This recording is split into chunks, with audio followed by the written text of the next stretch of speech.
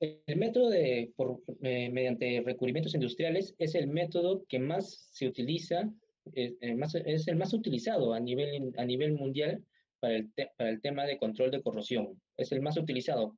Obviamente porque son de más bajo costo, son flexibles, se pueden adaptar al diferente tipo de superficies, ¿no? Y obviamente siempre se va a tener que utilizar un recubrimiento porque es, como lo mencionan ahí, es la primera barrera de defensa que tendrá el activo o la estructura contra las pérdidas de la integridad, ¿no? La integridad del mismo. Como ya hemos dicho, nosotros podemos inclusive combinar métodos de control, ¿no? Por ejemplo, en un tema de un oleoducto o de un gasoducto, se utiliza protección catódica y se utiliza recubrimientos industriales. ¿Por qué? Aquí hay una combinación de dos métodos. ¿Por qué? Porque si utilizáramos solamente este, protección catódica solo, porque también se puede hacer en una estructura desnuda, pues el consumo de corriente, por decir un número, ¿no?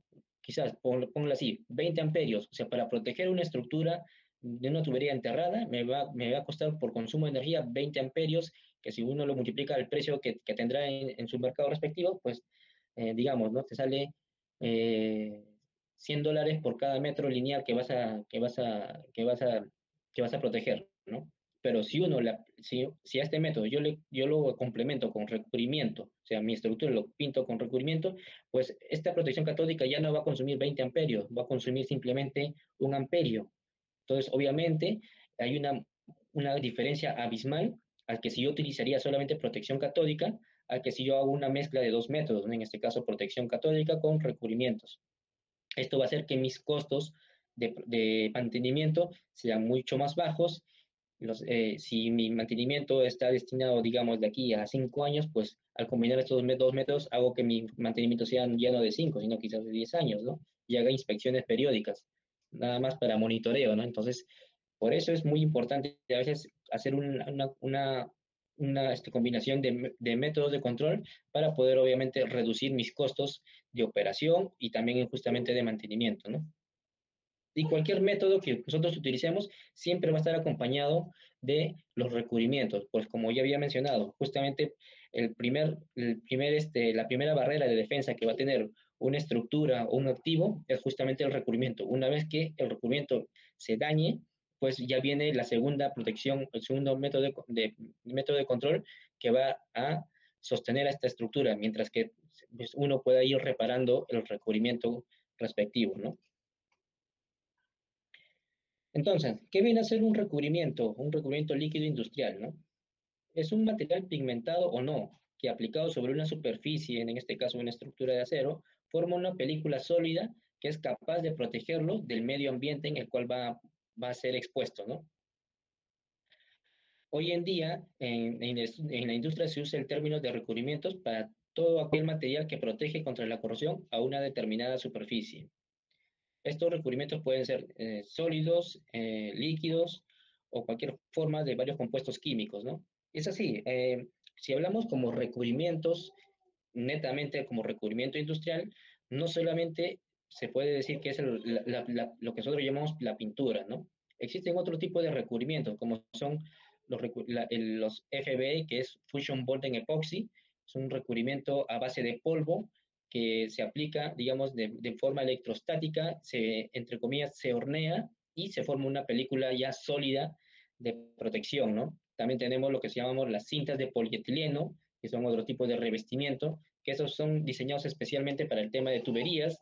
Tenemos productos a base de derivados de petróleo, como en este caso de repente el petrolato, son otro tipo de revestimientos que se pueden utilizar. Y tenemos los productos, ahora últimamente que se usan los productos cerámicos, ¿no?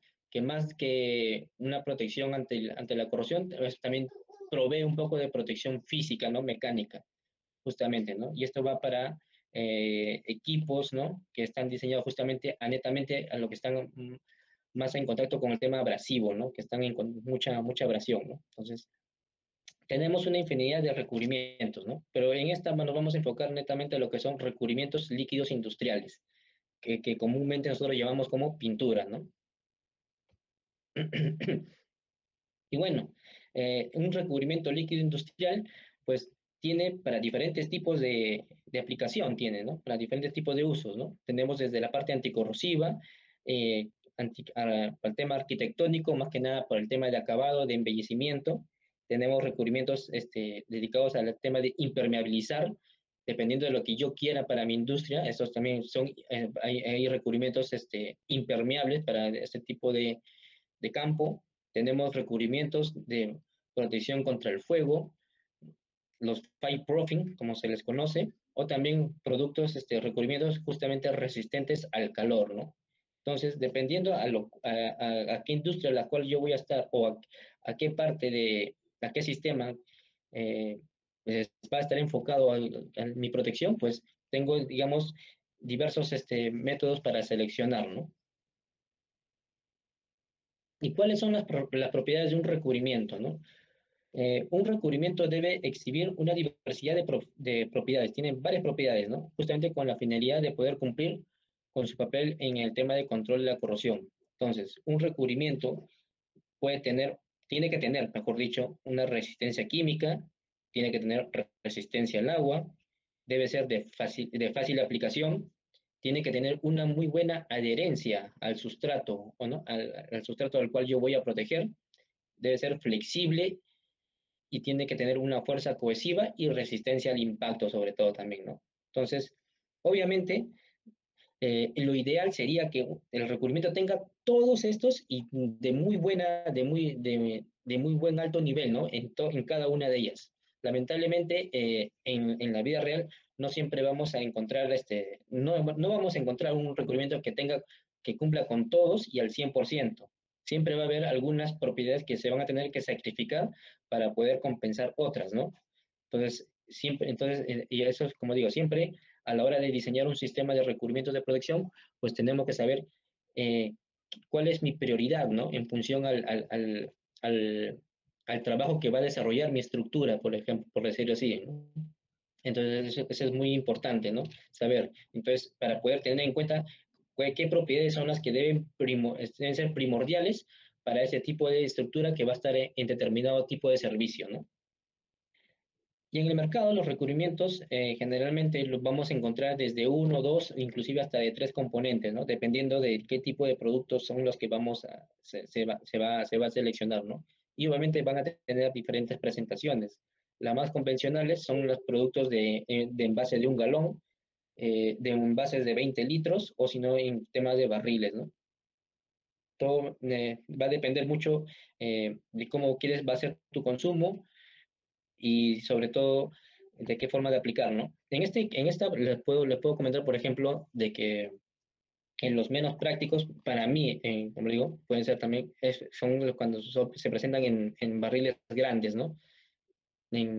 ¿Por qué? Porque, por ejemplo, cuando hay productos de recubrimientos que se hacen la mezcla, digamos, cuando es 1 a 1, es muy fácil, pero a veces tenemos relación de mezcla de 3 a 1. Hay marcas que te manejan hasta decimales de 2.5 con 1. Entonces, a veces por el tema de practicidad, cuando tienes en barriles de gran tamaño, pues hacer las medidas proporcionales es un poco difícil, ¿no? Además, a diferencia de cuando tienes por presentación de un galón, que son mucho más fáciles de manejar. ¿Cuáles son los componentes de los recubrimientos? Por ejemplo, eh, uno de los componentes que tiene el recubrimiento y principal, es el solvente, ¿no? Los solventes, por ejemplo, son sustancias que ayudan a disolver las partículas sólidas o la parte sólida de la mezcla del recubrimiento, ¿no? El solvente al final es un componente que también es temporal en la mezcla. Nosotros cuando aplicamos, inclusive cuando aplicas en tu pintura para tu hogar, ¿no? Para el tema de mantenimiento de tu pared, por ejemplo, decir, estas pinturas están hechas prácticamente a base de agua. Entonces, uno cuando aplica el recubrimiento sobre mi superficie que deseo proteger o darle acabado, con el pasar del tiempo, en este caso, por ejemplo, de nuestras pinturas arquitectónicas para nuestra casa, el solvente es el agua. Entonces, el agua con el tiempo se va a ir evaporando, ¿no? Esto se va a evaporar al medio ambiente y lo que te va a dejar prácticamente en la pared es la parte sólida, ¿no? Que es que tiene el aditivo, la resina, prácticamente, ¿no? Entonces, por eso que se dice que el componente temporal. Obviamente el solvente influye en las propiedades de viscosidad, tiempos de secado, apariencia y adherencia, ¿no? Eh, Ustedes saben, si han pintado en alguna vez en su casa, por ejemplo, cuando han pintado, eh, se dan cuenta que si es que viene como el balde de pintura viene un poco espeso, ¿no? Pero si le echas un poco de agua, se ve que como que es más ágil, más rápido. Ese es el tema de viscosidad. Eso nos ayuda a que el producto sea mucho más maniobrable y podamos hacer una aplicación mucho más fácil, ¿no? A que estuviese sin solvente, prácticamente, ¿no? Entonces, eso nos ayuda mucho a la hora de querer, de querer aplicar, ¿no? Y obviamente, al tener mucho más solvente, mucho más agua, obviamente va a demorar un poco más en secar porque tengo mucho más agua de la que debería ser inicialmente, ¿no? Por eso que influye bastante en este tipo de propiedades, ¿no? Eh, bueno, el solvente tiene dos propiedades, justamente el tema de solvencia, que es la capacidad de disolver, ¿no? Los componentes sólidos que va a tener nuestro recubrimiento, y obviamente su otra propiedad de evaporación, ¿no? Que es la capacidad de disiparse en el medio ambiente. Los otros componentes de un recubrimiento es justamente la resina, el pigmento, y el último es el aditivo, ¿no?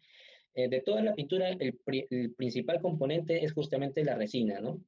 ¿Por qué? Porque es el componente responsable de proporcionar todas las propiedades que va a tener nuestro recubrimiento.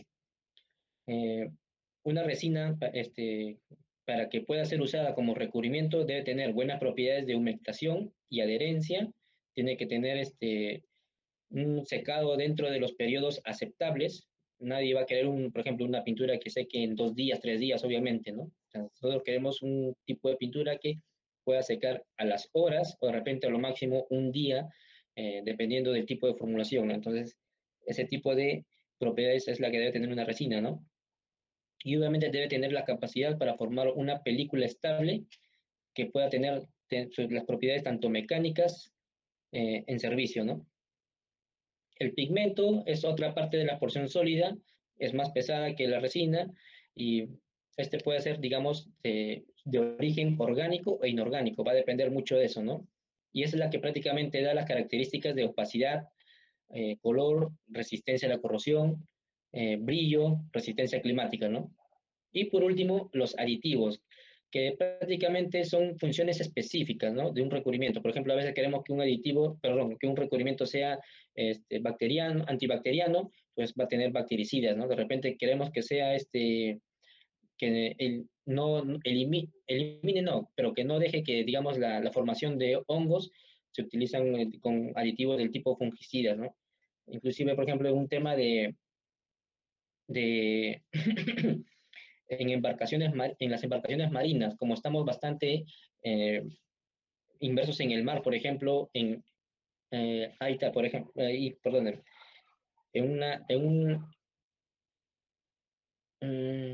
¿cómo se llaman estos que se sumergen, estas máquinas que se sumergen, se me fue el nombre, que son marinos que se sumergen, por ejemplo, en estos, a la hora Submarino. de submarinos, se me fue el nombre, discúlpenme, un submarino, por ejemplo. Sabemos que estos siempre están permanentes bajo el agua, pero una vez que salen a la superficie, obviamente hay mucha agua en su superficie, y si una persona sale del submarino y quiere caminar por afuera, obviamente va a resbalarse, ¿no? Y caer al mar, y eso puede ser un peligro, ¿no? Entonces, para ello se utilizan en su superficie de los submarinos, se utilizan los llamados antideslizantes. Esto hace que la superficie sea mucho más, como más áspera, y entonces obviamente la persona ya no tenga esa dificultad de poder caminar sobre una superficie que ya está prácticamente mojada, ¿no?